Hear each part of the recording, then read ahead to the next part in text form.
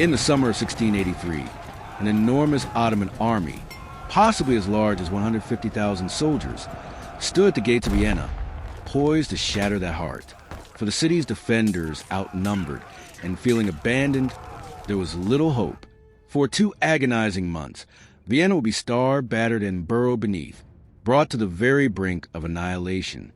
But a fatal miscalculation by the Ottoman commander and a desperate last-ditch defense would set the stage for one of the most stunning reversals in history. This is a story of how a city on the edge of doom was saved by one of the largest and most decisive cavalry charges ever recorded.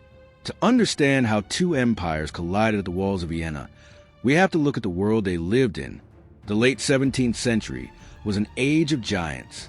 In the West, you had the France of King Louis XIV, the Sun King, a power of immense cultural and military prestige, always looking to expand its influence.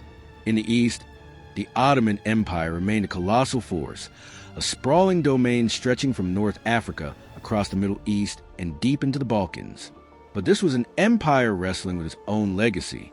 The glorious days of expansion under Suleiman the Magnificent were a century in the past. Internal strife and the sheer difficulty of maintaining such a vast state had begun to take their toll. The empire wasn't the unstoppable force it had once been, and at the court of Sultan Mehmed IV, there was a deep hunger to reclaim that former glory. That hunger was personified in one man, Grand Vizier Merciful Kara Mustafa Pasha. Kara Mustafa wasn't born to power. He was the adopted son of a powerful family who rose through the ranks with a mix of skill, ambition, and political savvy. He led campaigns and negotiated treaties, but he craved a victory that would etch his name in history. He saw himself as the man to succeed where even the great Suleiman had failed in 1529, the conquest of Vienna. For Kara Mustafa, this was more than a strategic goal. It was a crusade, a holy war that would outshine the legends of the past and secure his own power. By all accounts, he was an arrogant man, utterly confident in his abilities, and possessed of a burning hatred for his Christian rivals.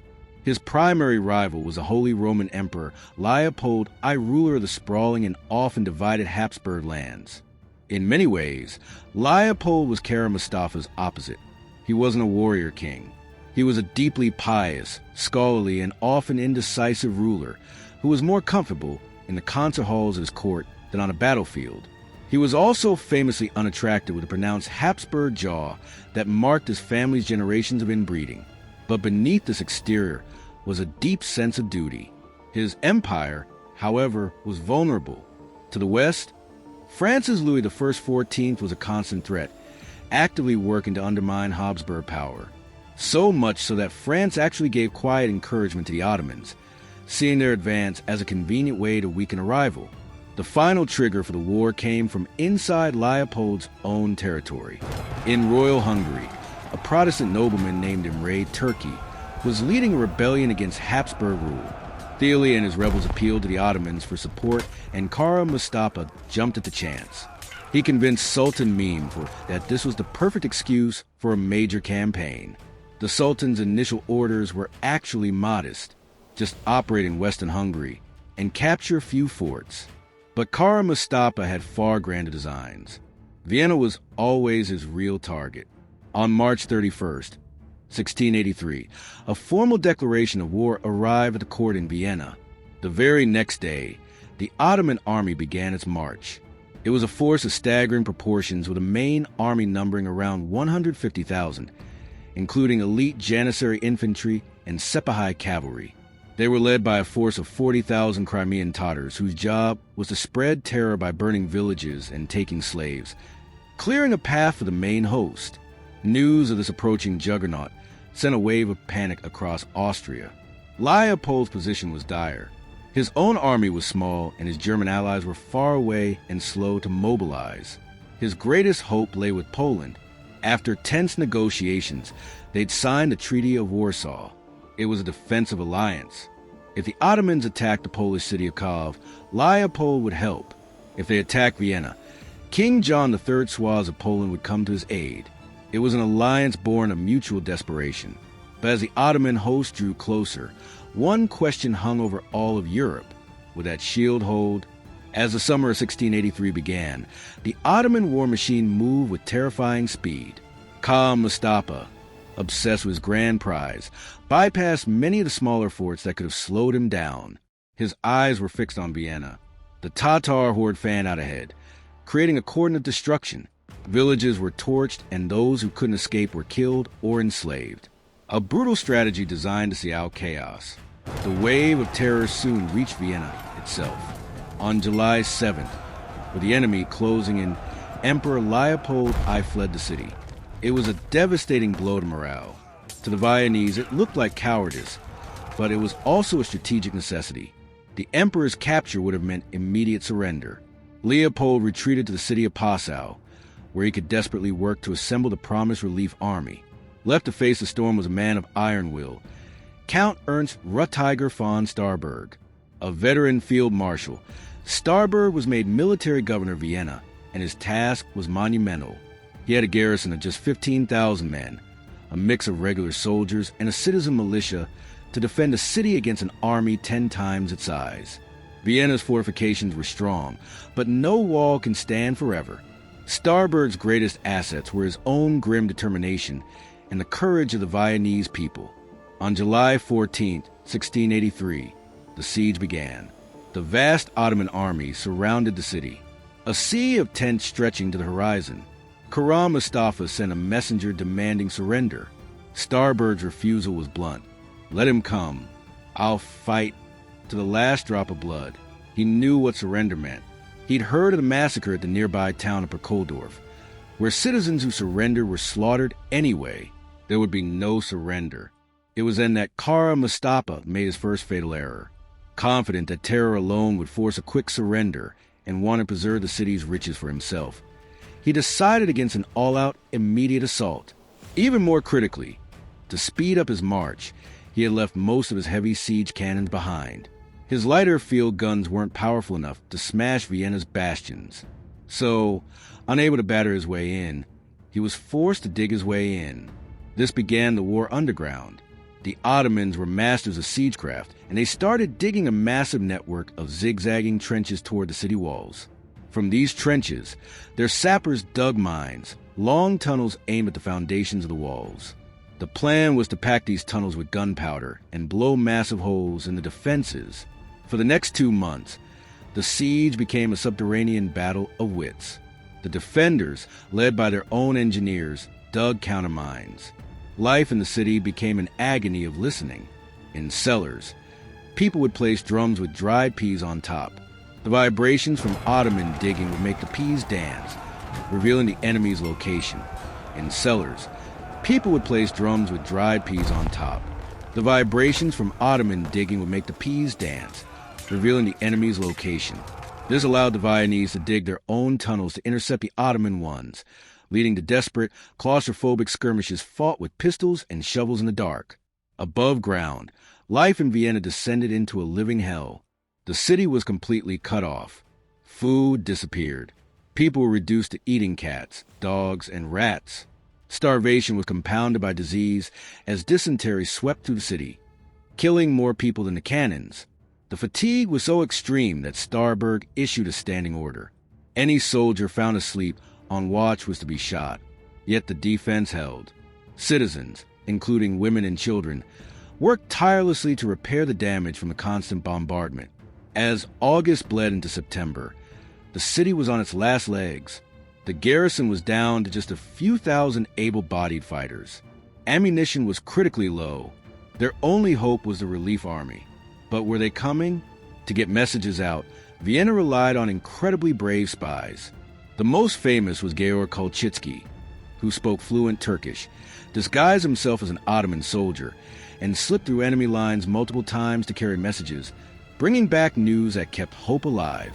To signal their desperation, the defenders fired rockets every night from the top of St. Stephen's Cathedral, a fiery plea for help. By early September, Khan Mustafa knew the city was at its breaking point. On September 4th, his miners finally detonated a huge mine beneath the Berg Bastion, blasting a wide gap in the walls. Ferocious assaults followed, but Starberg himself led the defense, fighting alongside his men to repel wave after wave. By the second week of September, the Ottomans had secured a foothold in the outer defenses, and were preparing one final massive mine to shatter the inner walls. For the defenders of Vienna, time had run out. While Vienna suffered, an unlikely coalition was slowly coming together. The central figure was a man on whom Vienna's fate now depended, John III Suaz, king of the Polish-Lithuanian Commonwealth. Sobieski was a living legend and one of the most brilliant military commanders of his age. He'd spent much of his life fighting the Ottomans and understood their way of war better than almost anyone. He was bound by treaty, but his motivation was more than just duty.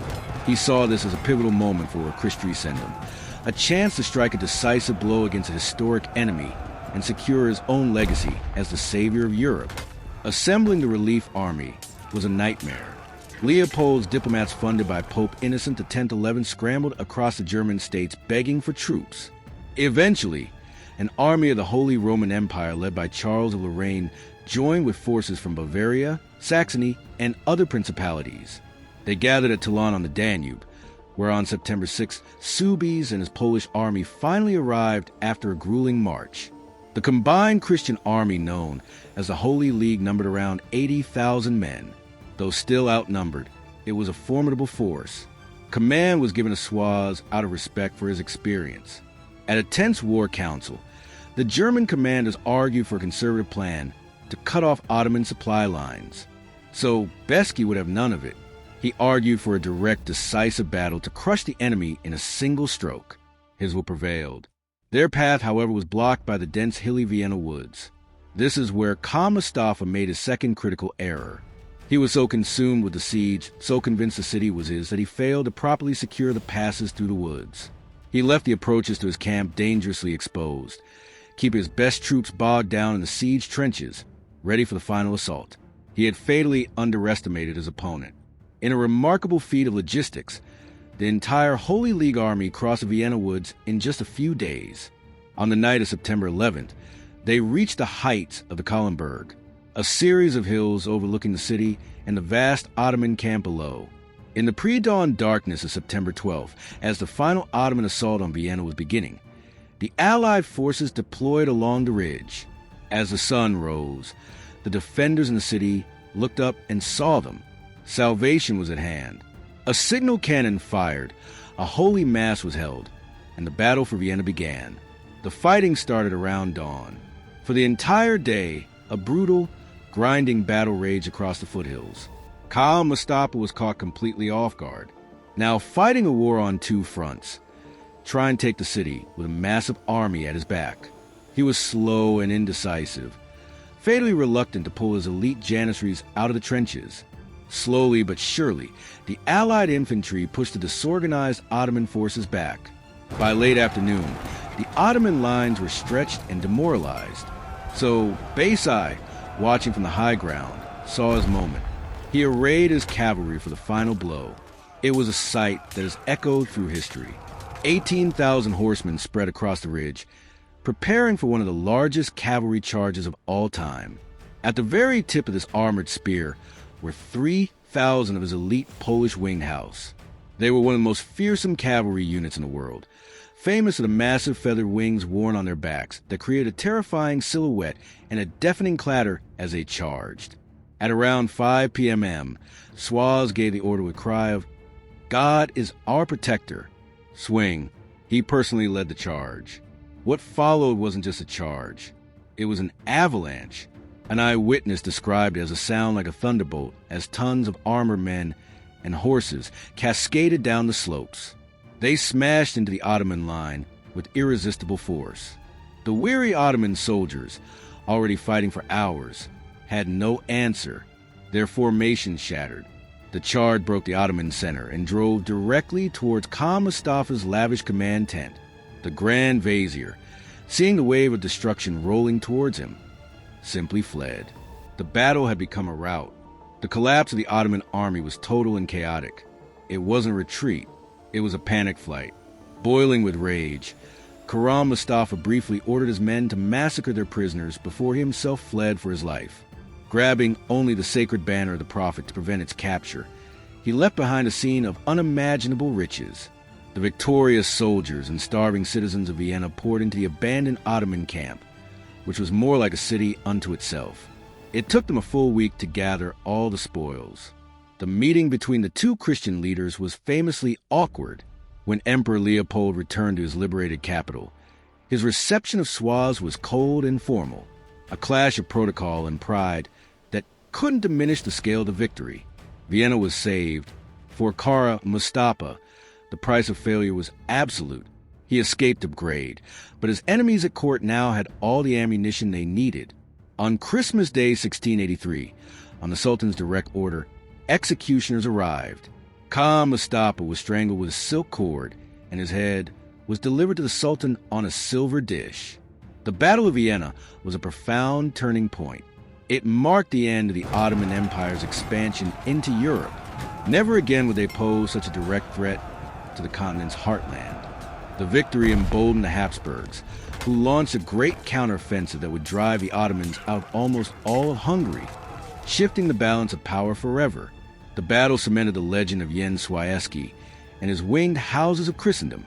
Popular myths even claim that both the croissant shaped like a crescent and the city's famous coffee, culture born from sacks of coffee beans left behind, were invented to celebrate the victory. The great siege was over. The Ottoman tide had been turned and on the banks of the Danube. The future of Europe had been redrawn. The Battle of Vienna is a story written in desperation and courage, in fatal arrogance and strategic genius. It showed that even in the face of overwhelming odds, a determined defense and a single bold stroke could change the course of history. It was a clash of empires that left one on a rise and the other on a long, slow road to decline. A last stand that truly did save Europe.